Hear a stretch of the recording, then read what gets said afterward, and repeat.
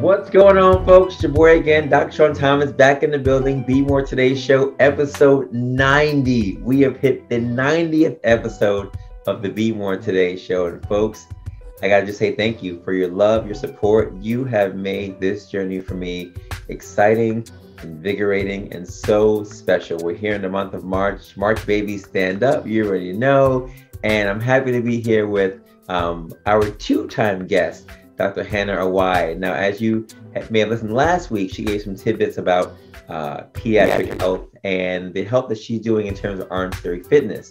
But for Women's International Month, I want to bring her back on to talk more about health awareness and health topics related solely to women. As I've gone through the Be More Today show for season number 3, I've seen that the 3 years we've done this, a lot of our listeners are women. And I appreciate you so much. And I appreciate your love and support. And I want to make sure that we gave adequate information and adequate time for this month, since it is Women's International Month, for you to really focus on some of the issues and topics and things that women face on a regular basis. So for the entire month, we'll continue to have on female guests who will be sharing their thoughts, their experiences, their tutelage, and their knowledge base with our listeners to make sure that we can all be more today. As you guys already know, Be More Today show is heard everywhere. 56 countries. We're on YouTube. We're on your favorite podcast platform. So please subscribe as always, and continue to be a part of the Be More Today family. I appreciate you so much. The quote for today, before I introduce our guest again, is from RBG, Ruth Bader Ginsburg. And she said, real change, enduring change, happens one step at a time. And again, the guest I have on today's show is no stranger to the show. She rocked out episode 89 last week. She's back for episode 90 today. It's my good friend and fellow dance partner for life. We got to just say that. From Brown University, Bruno, Dr. Hannah Awai. And Dr. Hannah Awai, again, for those who missed last week, she's a medical director at a federally funded program that serves chronically ill children from low-income families in California. She does so many things for her community in California, but also is an Orange Theory fitness instructor and does a number of things in terms of instructing people on their vacations, on her vacations, everywhere on a weekly basis, trying to connect the health and wellness aspects for her clients in the hospital setting and outside. She is a pillar of strength in the California region. And I'm just so happy to have her on the show again. Ladies and gentlemen, boys and girls, pets included, please welcome to the stage my friend and Brown University alumni, Dr. Hannah Awai. Welcome back, Doc. What's going on? Hello. Thank you so much for having me yet again. This is truly an honor. And I'm really excited about this new topic. As you mentioned, it's very interesting and special to hear that so many of your guests are women. And perhaps even for the male listeners to hear from a woman's perspective, so that if any of those men are related to a woman or come in contact with a woman, hopefully we'll be able to provide some insight about celebrating Women's History Month and maybe some topics on women's health. So honored and excited to be here. I'm looking forward to a great podcast with you. I appreciate you waking up to join me. I know we're 3 hours difference in terms of time, but it's early. I know you're doing your thing, and I appreciate you so much. And yeah, I recognize, as a man and as a married, and I have a daughter, there are a lot of things that I'm just more privy to now than I was before. I'm one of 5 boys. So I grew up in a household with all boys and my mom. So when it came to a lot of female issues, we didn't really talk about a lot of those things. We talked about other things related to females, clearly. And, as I've gone through school, you learn things and you interact with people and you date, whatever else, you learn things, etc. But there are so many things that we as men don't really either recognize or even are aware of when it comes to female health, female issues, female challenges on a regular basis. When it comes to the health, mental health, spiritual health, emotional health, all those different things. So I want to bring you on the show just to talk about your experience as a woman, but also as a practitioner dealing with women, children, and grown adults who are dealing with regular, everyday issues. And I guess the first question I have for you is, just in terms of your experience, I know that your background mostly has been with pediatric patients. but you've spanned the gamut when it comes to your ability to interact with patients and do your entire medical career. What's one of the most challenging physical issues that you see that women face when it comes to their physical issues or challenges on a regular basis? Most challenging. In my opinion, I think one of the most challenging things is to be able to, whatever the word may be, either incorporate or balance all of the different aspects of health at the same time. Because I do think that physical health absolutely matters. And I think that there's probably 10 aspects of health that I can think of that are really important to pay attention to and feed and nurture. So I think that the biggest challenge is holding in balance or holding space for the multitude of number of aspects of health. And I would say there's about 10 of them that is helpful to try to balance at the same time. What are the 10 you're talking about exactly? Let's get into that conversation right now. You're saying there are 10 aspects. Now, me as a guy, I'm thinking, there may be like a couple that we may talk about as men, but as women, it seems like it's multifaceted. So you mentioned 10. What 10 topics are you talking about exactly? So these are the ones that I could think of. I'd be curious if your listeners feel like any are missing, but ones I can think of. So physical health comes to mind first. And for myself as a clinician, physical health, your body. Another one I think is separate is emotional health. How are you doing with your emotions, your reactions to your environment? Another one being sexual health, a different aspect of life that does affect all ages in different ways as that aspect grows and develops. Another one I would say is mental health. And I would combine intellectual in there. A lot of times when we think about mental health, we think about anxiety and depression, for example. But I think another aspect of mental health, it includes intellectual. Are you being intellectually stimulated? Are you learning? Is there that balance in your life? Fifth one being financial. We can be financially healthy or unhealthy, either in day-to-day actions or in the big picture. Sixth one, I would say spiritual health. That however one may define it, whatever religious, spiritual, universe beliefs one has. I think that's another important area of life. Another one is behavioral health. And by that, it's one thing to say, okay, this is what I'm thinking. This is where my spirit is. This is where my finance is. But what are you actually doing? How are you presenting yourself in the world? Who is the person that you are being each day? So in terms of behavior and actions. Another one is social health, how you're interacting with the world. Another one is environmental health. Whether that is, are you a pro save the earth kind of person, or even your immediate environment? Is your office space healthy? Is your home healthy, the place you live? That car that you drive in, is the train a healthy environment for you? And the last one I would say is purposeful health, somewhat all encompassing, but how you approach the earth, how you feel you are doing in delivering and living by your purpose in that moment and at that time. So those are the 10 that I've got for you. Those are 10 very powerful ones. Just looking at the gambit, it sounds like a very holistic approach to investigating how we can stay healthy on a regular basis. And, I think most of us think about some of those, maybe 3, 4, but to think about it in terms of 10, that's a big picture, holistic lens at looking at how we can be better as not just women, but as people. My question for you now is, you named up these 10 different segments, these 10 different categories.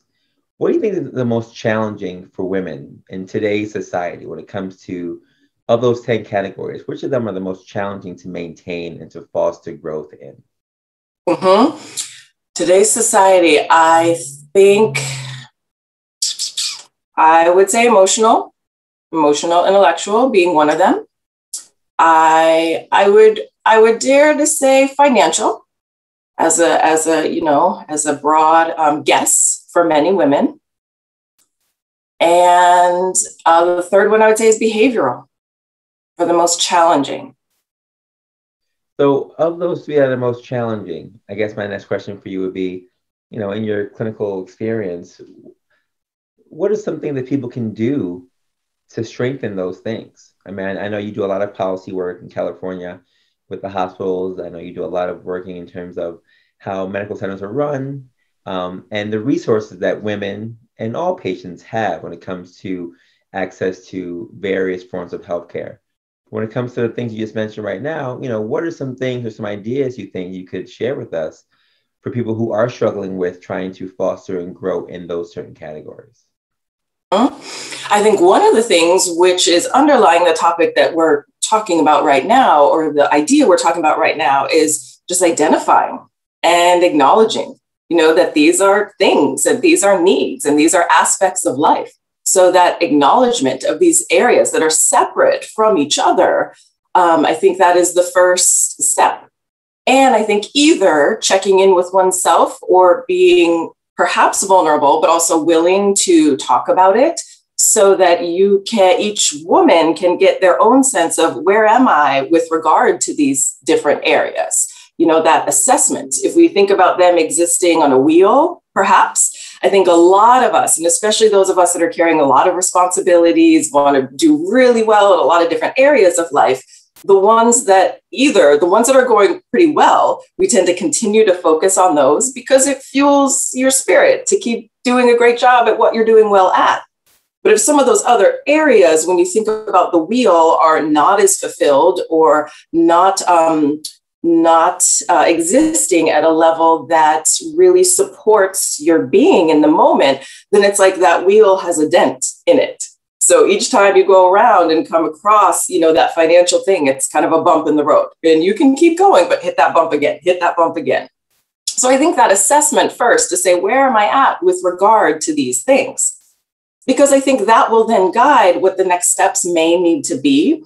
And as an example, even personally, financial is one that I am personally thinking about. I feel blessed and grateful to have a roof over my head. I can get myself groceries, all of these things. I'm also starting to think about what's coming later. What's my financial health going to look like in 20 years or so?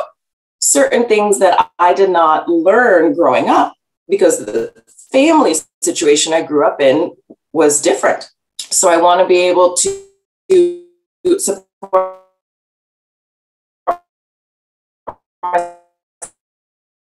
how am I going to do that? I find out if there is some things am I looking for? And I found series. There's Women in Finance. Does it mean that money for women is different than money for men? Well, money is money, but there are certain things in society that we know women's income often is less than men's in the same job. Or perhaps women are the ones that are out there doing more of the shopping than men. So needing an awareness of where can I get the items I need? Where are the reasonable prices at the stores? Just growing in the areas that you've already identified may be lacking in a sense, and using local resources that help meet you where you're at and will help take you to the next level. Because, you asked about in terms of my clinical experience, a lot of times once we identify where the problem is, then there's kind of that stuck feeling. Oh, I've identified that problem, but what is the solution going to be? So depending on which area you're talking about, many community resources, faith-based resources, educational resources to fill that gap so you can start taking action in those areas that are lacking. I think those would be the steps, really, the identification, the assessment, seeking some education about filling the gap, and then taking that action. Yeah. Do you feel like there are adequate resources? I guess you can talk about California per se, but are there adequate resources for these things? When you say we assess the problems and we have now a plan of saying where we can find these educational things, when people actually try to seek out those services or seek out that education, are there resources that are already in place for people to have access to these things? Do you feel like the resources are still not being allocated towards these things in particular? That's a really great question. I would so friendly us have Googled something at some point in time. You can Google anything. You can find lists of resources related to almost any topic. So that's the yes part, in that at least in the United States, and actually in many countries worldwide, I know you have international listeners, there are so many things, so many groups, so many companies, so many organizations that do exist. So yes, we live in an abundant place. And at the same time, one of the things I mentioned is we're wanting to find resources that will meet us where we're at. So language barrier is one obvious one. We are speaking English, so your audience is going to be English speakers, but somebody needing a resource, maybe they're helping the grandmother in their family, and she only speaks a certain language native to wherever she came from. Are there resources available in that language? That part may be a bit more difficult. Or it's one thing to say, let's see, for if the behavior, how I act and how I present myself in the world, that's something that I want to improve. That's an area that I want to grow in. I want to be able to be more effective. I want to be able to be stronger, be more efficient. Yes, generally speaking, there are resources about those things, but for a woman, for a Black woman living in a city, for a Black woman living in a city who wants to get to a lot of places, but the public transportation may not be so great. Once we start to get a bit specific to certain populations, that's where I do feel like finding the resources can be difficult, either because they don't exist, someone hasn't yet thought of that particular population of person to provide the resources, or the resources are so busy being resources that it's hard for them to let the world know, hey, we're here.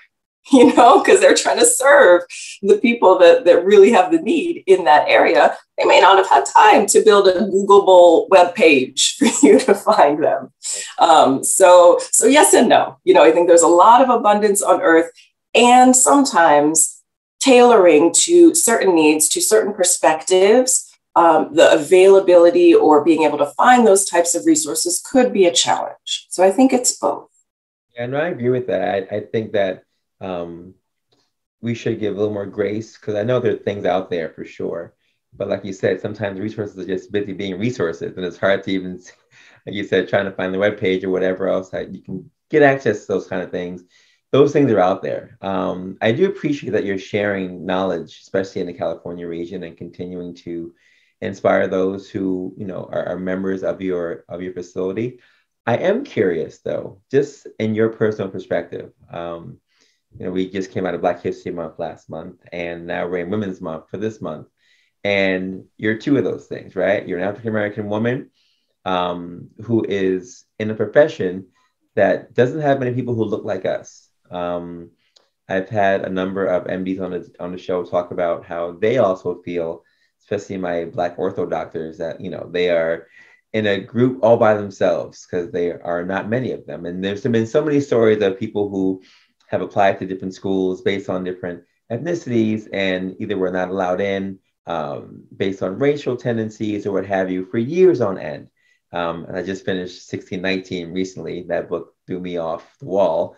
But just looking at the history of us as people of color and the educational system that we've gone through and all the things that we've done to get here, it's fantastic. But even in that progress, there are still so many sets of minorities that are in the healthcare field. And even in that, there's so many small pockets of people who look like us who've been able to go to the higher heights of the medical profession.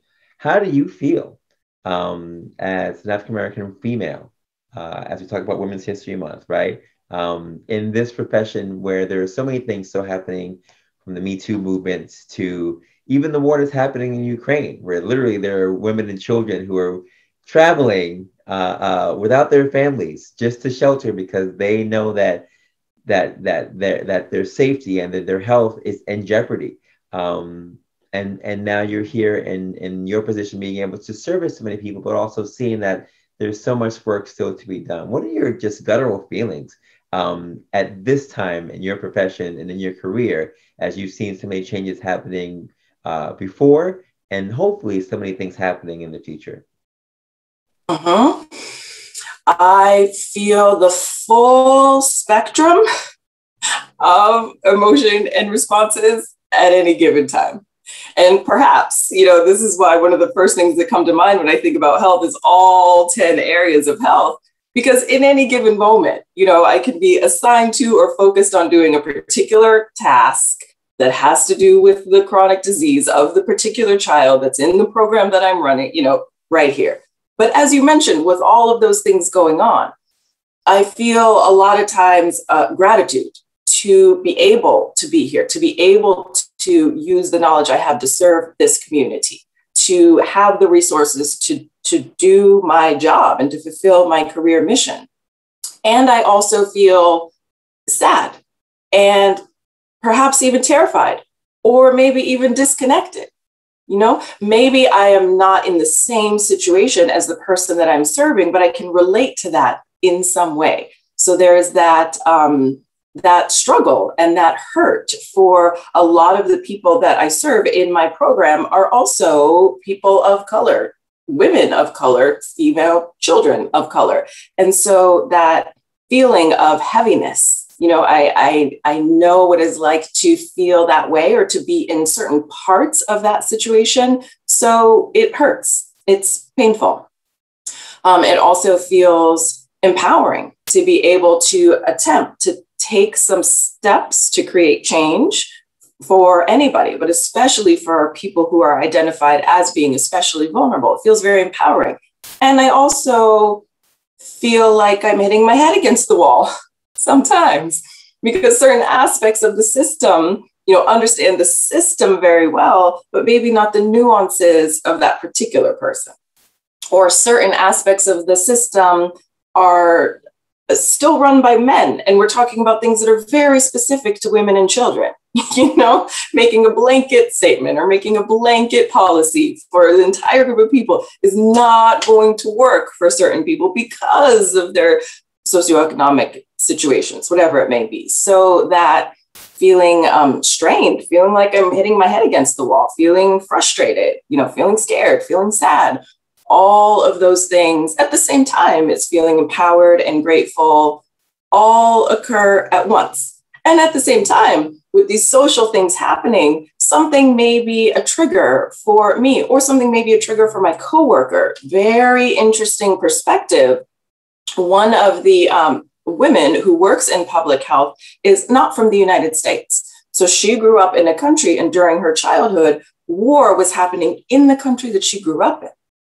She's been in the United States for a long time, has established herself, has established her career. It has adjusted, to life in the United States. I don't think you'd be able to tell from looking at her that she grew up and was in the midst of a war-torn country at the time of her childhood, but that is her reality. She has shared certain elements of that history. So now with this going on, and even though she's not a part of it, it's starting to trigger some really difficult memories. And she is expected to perform and answer questions and be very appropriate and skilled and knowledgeable and deliver information and analyze problems in the midst of this trauma that is happening in the world and the triggers that it causes for herself. Very skilled and very talented at doing this, but that's an entire additional layer of stress and of something to carry that this woman needs to do while she's performing her job, while being triggered about her childhood, while having whatever response she's having to the action as it's actually happening, and do everything she's supposed to do for her job and her community at the same time. So, and a lot of women deal with that, even if it's not that they personally grew up in a war-torn country, but something, they're able to relate in a heart sense to something very personal happening outside of their current position, but still needing to function in that current position. A huge challenge. I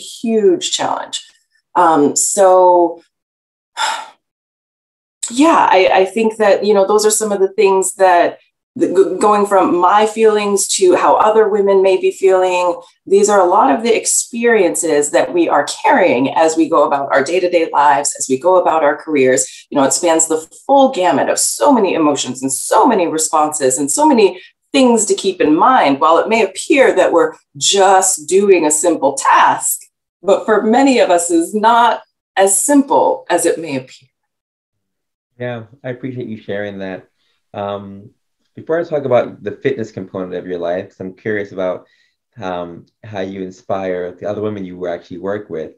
I had a question that may be a little avant-garde, but we're going to just try to go into it anyway. You know, a lot of men, when it comes to the workplace, there have been a number of allegations against men in the last couple of years. I think more than ever before in terms of people canceling people, right? This whole cancel culture has kind of gotten somewhat out of hand in the sense that, you know, there are a lot of things happening and people are finding things people did years ago, 5 years ago, 10 years ago, 2 months ago, what have you. And a lot of people have been coming out and saying that they have been in situations or environments that were not conducive to being even between men and women.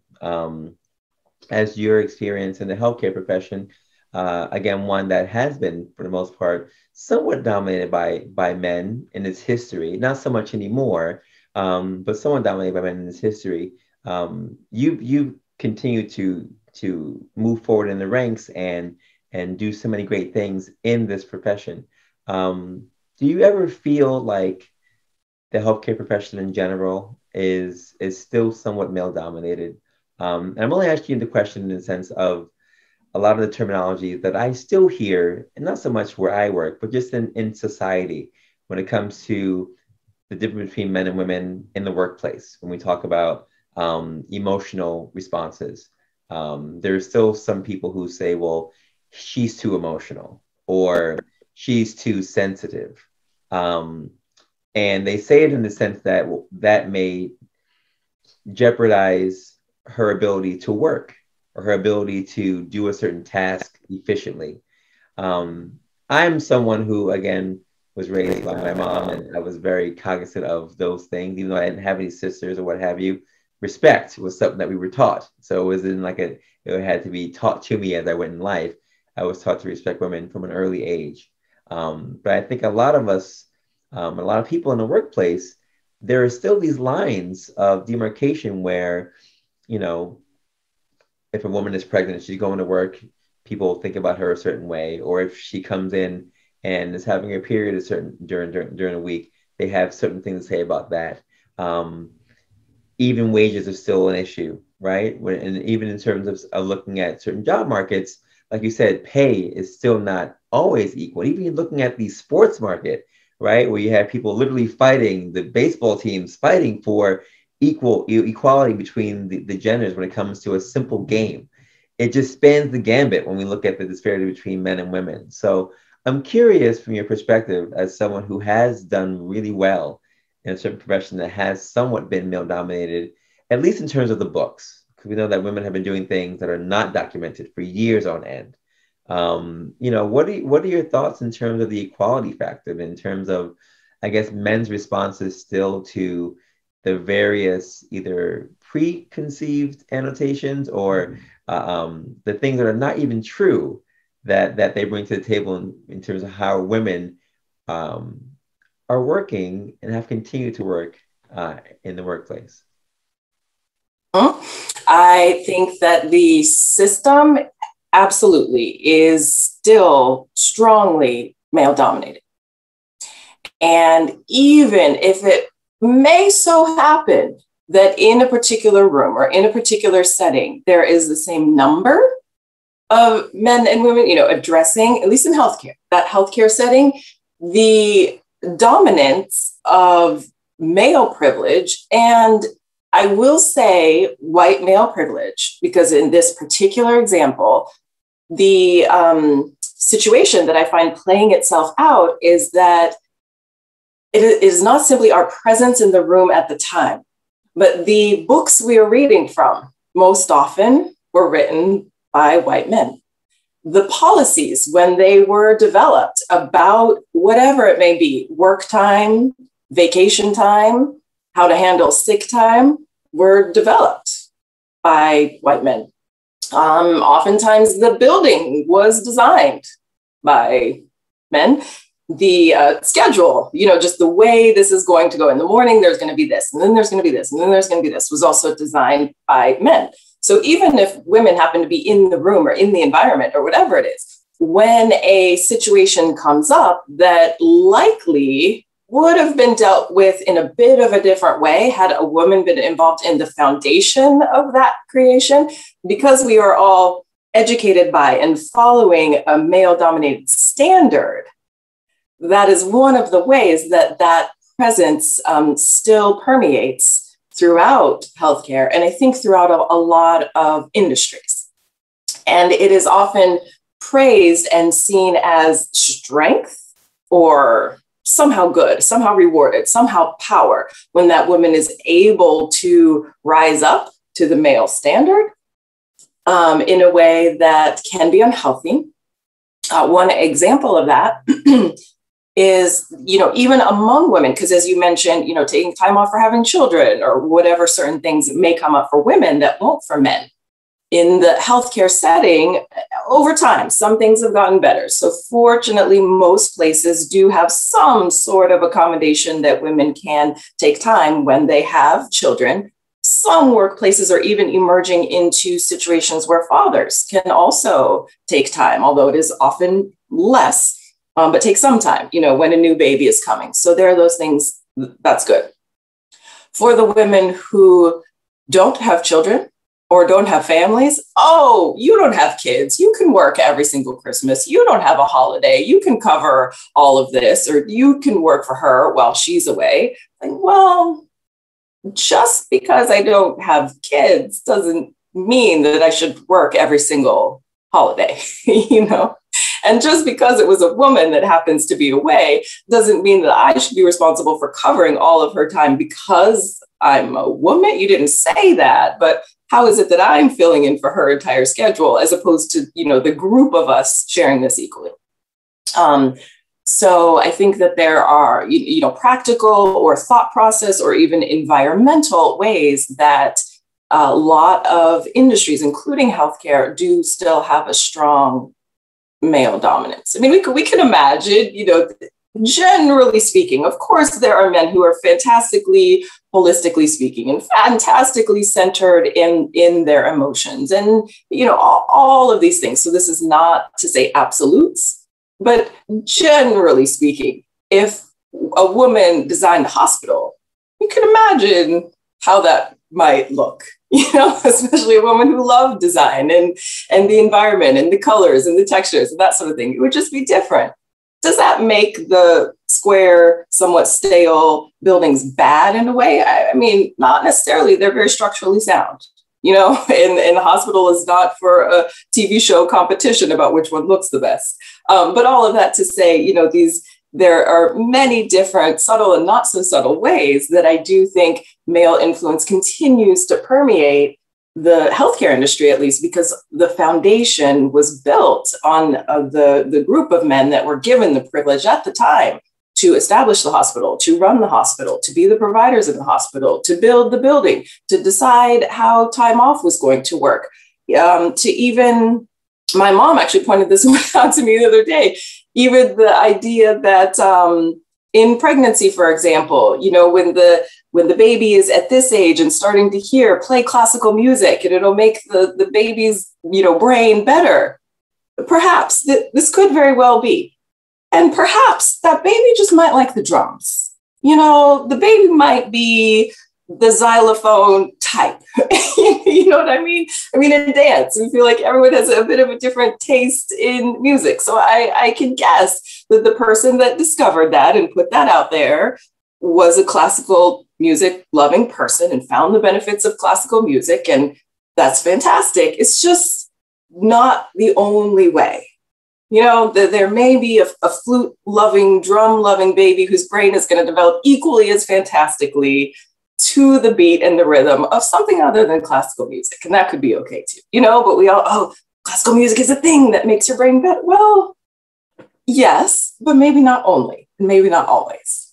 So I think there's a lot of different ways that that there is still strong male influence. And fortunately, a lot of people that are now in position, both men and women, but especially a lot of women that are now in positions to start to question and to say, oh, hey, well, how about we try it this way instead? Or perhaps groups of women to be able to say, I know that the institution has been this way for a long time, but let's look at this.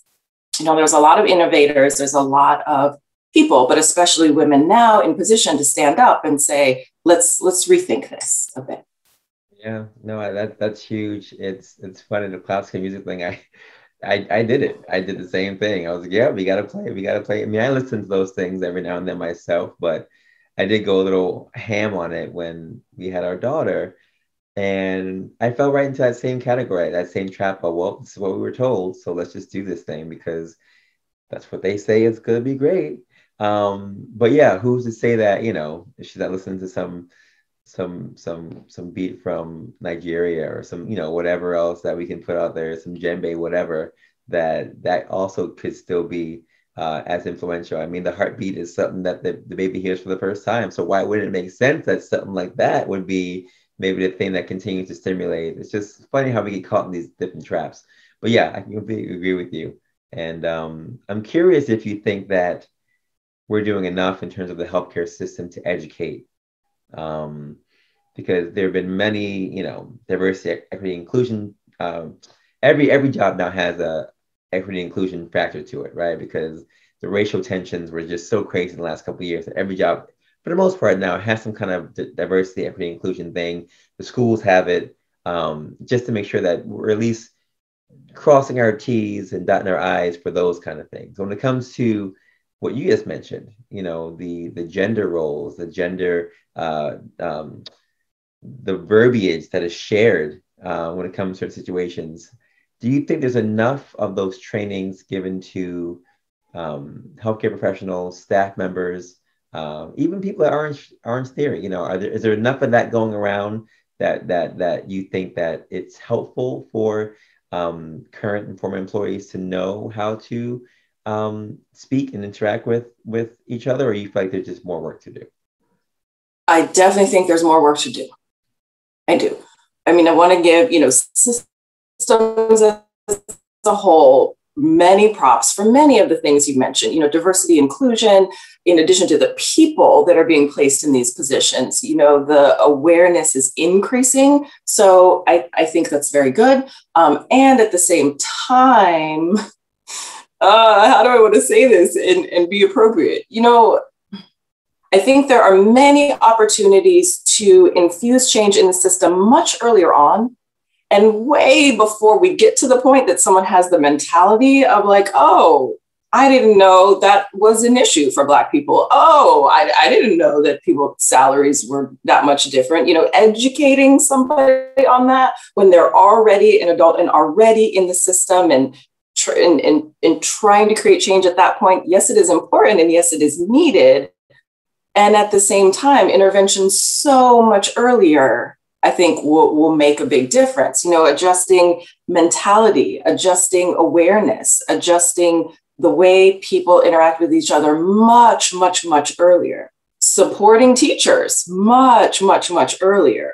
When the brains and the thought processes of kids are being formed, and if teachers aren't well resourced, manage and nurture those children, just starting so much earlier, because a lot of the things that adults carry in terms of their perspective and how they coach at Orange Theory, or how they may interact with doctors and nurses, or even how they may present, was conditioned when we were kids. And so, sending me to an educational seminar now on inequality and that sort of thing, okay, I get it. Maybe though, if I had a different perspective when I was much younger, then we, a society, could have done something about it sooner. Yeah, that's a good point. Yeah. Speaking of Orange Theory, I think about my experience as a clinician, physical therapy. A lot of things that we do sometimes are very manual, right? Sometimes I have to get up and do either a stretch for someone or some kind of manual technique, and it takes force. It's not a lot of force because, as you know, you use body mechanics and you do certain things to make sure that you can protect yourself. But there is, I guess, the same kind of underlying cultural theory that's not for everyone, but some do share. I've had people say to me, look, I want you to treat me. Why? I don't want a female therapist. Well, why not? Well, look at her. She's not as strong as you are. And I literally have to say, what are you talking about? She's actually, if not as strong as I am, maybe even stronger. And don't sleep on what you see, because everyone here, at least in my job and wherever I work, I always say is capable and ready to do everything that I've done and will ever do. It's not about how tall or strong or big or whatever. It's about what they can actually do. But there's this like underlying theme or thought, not everyone, but there's some people who believe that, well, I have to have a man stretch me or I have to have a man work me out because you're stronger, you know what's going on more, blah, blah, blah. So I'm asking you, because now, not just that in terms of the medical side, as a trainer, right, and as a coach, I'm sure you've interacted with people who assumed that you couldn't do A, B, and C, that you couldn't train them to an extent. What do you do? Or first of all, let me just say, is this true or not? I don't want to assume, but is it true or not? And it may be from the either male to female you perspective, or sometimes it could even be females who may be saying to you, look, I don't know if maybe I want a man or a male coach to coach me just because they'd be better. Like, what do you do in those certain situations as a coach?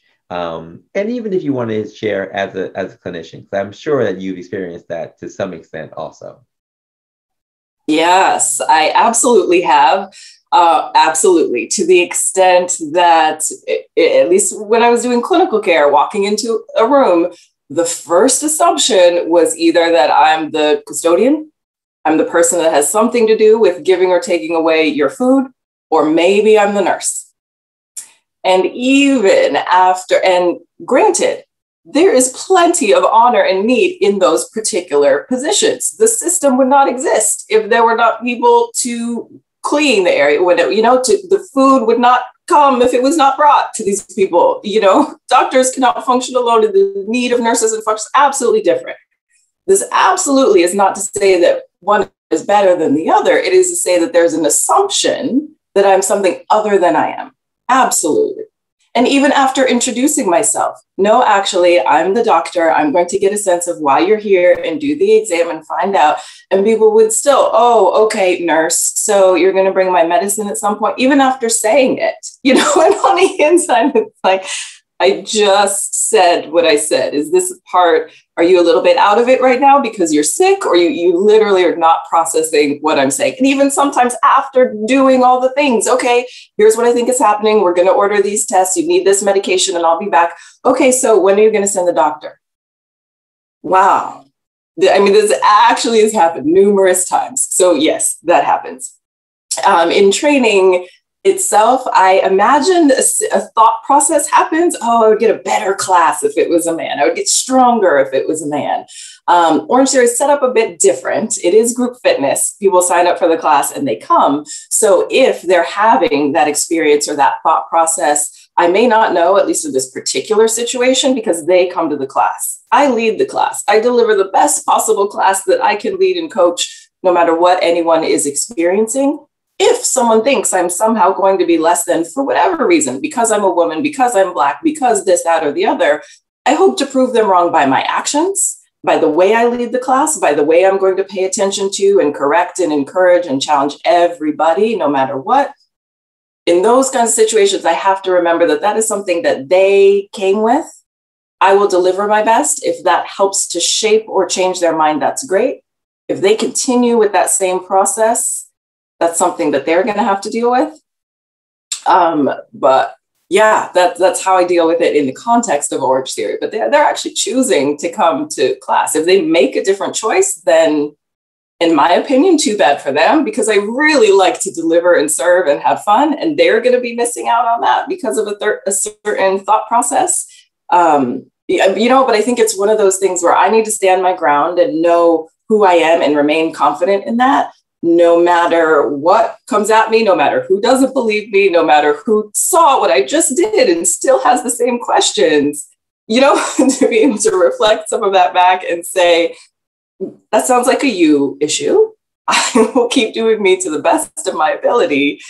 And we got to keep it moving. Maybe I want to fix it for everybody and I want to change everybody's mind. And in many situations, that is not possible.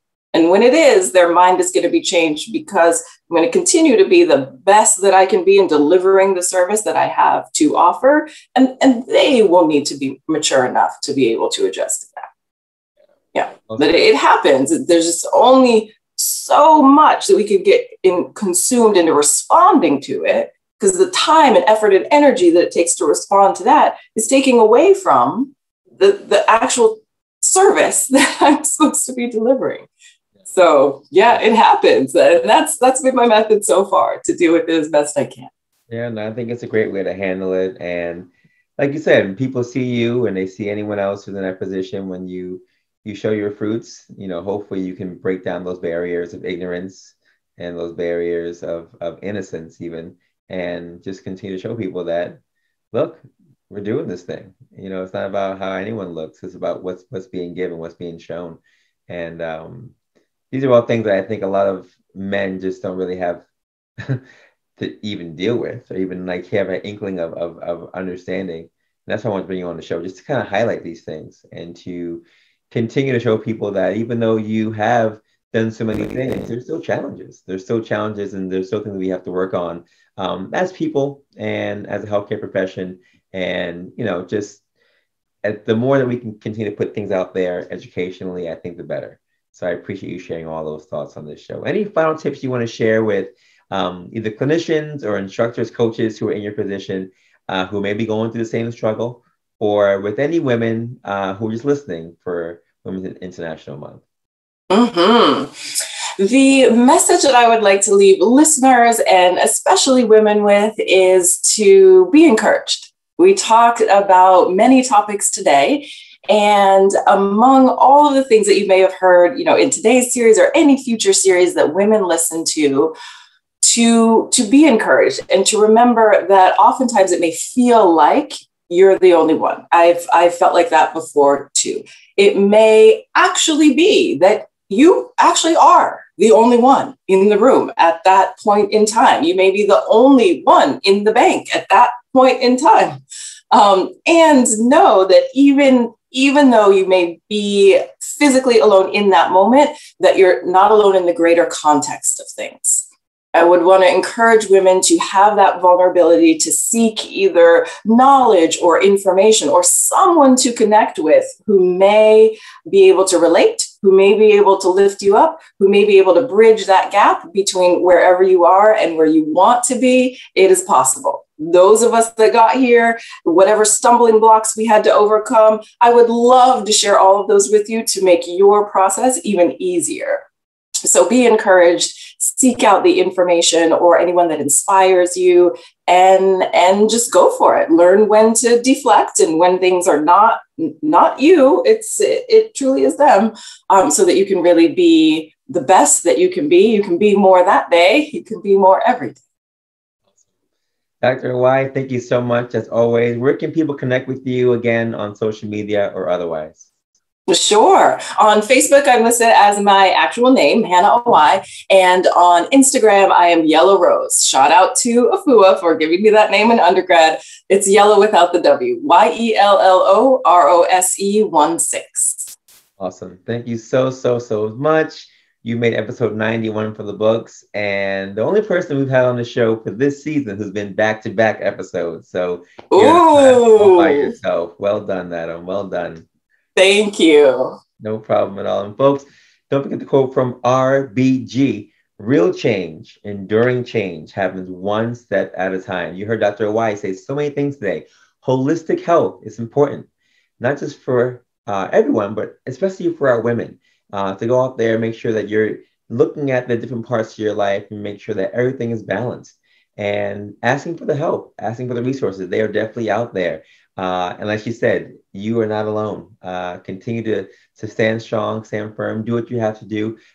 Be encouraged that there are people who are in the struggle around you, going through the same things, and be confident that we can continue to educate each other, men included, so that we can get this thing right finally once and for all. Thank you so much for joining us for episode 9 of the Be More Today show. As always, follow us on BeMoreToday.com for my book, our swag, if you want one of these sweatshirts or hats or what have you, t-shirts, we have everything else out there. And continue to subscribe to our shows on YouTube and on your favorite podcast platforms. We'll be back with you next week for another show, Be More Today's show. As I always say, have a good day, have a good night, have a great life, and continue to take your steps to greatness to be the best version of you. We'll see you next week. Peace.